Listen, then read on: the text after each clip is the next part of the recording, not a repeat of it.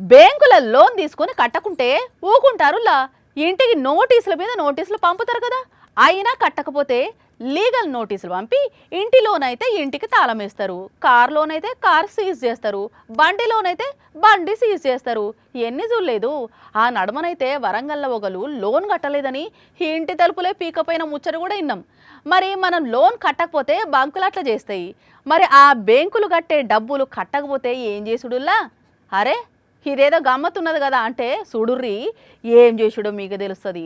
ఇది ఖమ్మం జిల్లా సత్తుపల్లిలో ఉన్న యూనియన్ బ్యాంకు. ఈ అన్న ఈ బ్యాంకు ఉన్న ఇల్లు ఓనరు. 8 ఏళ్ల నుంచి బ్యాంకు వాళ్ళు కిరాయి కడతలేరట. ఎన్నిసార్లు అడిగినా ఇస్తలేరట. ఆ కిరాయి కాస్త 1000 పోయి లక్షలైనాయి అటు. ఇప్పుడు మరి బ్యాంకు వాళ్ళకి కట్టే డబ్బులు కట్టకపోతే ఊకోరు. అసొంటప్పుడు ఈయనకొచ్చే డబ్బులు ఈయనకు రాకుంటే ఈయన ఎందుకు ఊకుంటాడు? అందుకే ఏం చేసిండో అన్ననే చెప్తాడినండి. కోర్టు కూడా వాళ్ళకి ఇచ్చింది. ఇస్తే వీళ్ళు హైకోర్టుకి వెళ్ళారు. హైకోర్టు కూడా బకాయి కట్టేసి జనవరి 31, 2026 ఖాళీ చేయమని ఇచ్చింది. బకాయి ఏమో పే చేయమని, అయినా పే చేయట్లేదు. మళ్ళీ కోర్టుకి అప్రోచ్ అయితే మాకు ఈరోజు జప్తుకి ఆర్డర్ ఇచ్చారు బ్యాంకుని. అందుకని వేసి కట్టడానికి వచ్చింది. ఇన్న రానులా బ్యాంకునే జప్తు చేసుకుంటున్నారట.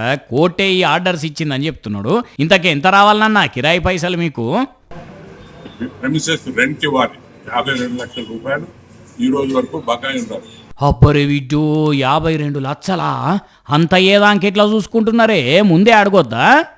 ఎన్నిసార్లు విజ్ఞప్తి చేసినా బకాయి ఇవ్వట్లేదు మాకు. 2018 నుంచి రావాలనా? వావ్వో. అయినా కోర్టు చెప్పినా పట్టించుకోకుండా ఇన్ని రోజులు ఉన్నారు కాబట్టి కోర్టు అట్లా జప్తు చేసుకోమని చెప్పుంటది. ఇప్పుడు బ్యాంకులు ఉన్న కూలర్లు, టేబుల్లు, ఫ్యాన్లు, బీర్వాలు మొత్తం సామాన్లు ఇంటి ఓనర్ జప్తు చేస్తాడు అన్నట్టు. మరి ఎన్ని జప్తు చేసినా అన్ని లక్షల విలువగల్లయి అయితాయో కావో. మరి ఇప్పుడు బ్యాంకు వాళ్ళు ఏం చేస్తారో చూడాలి.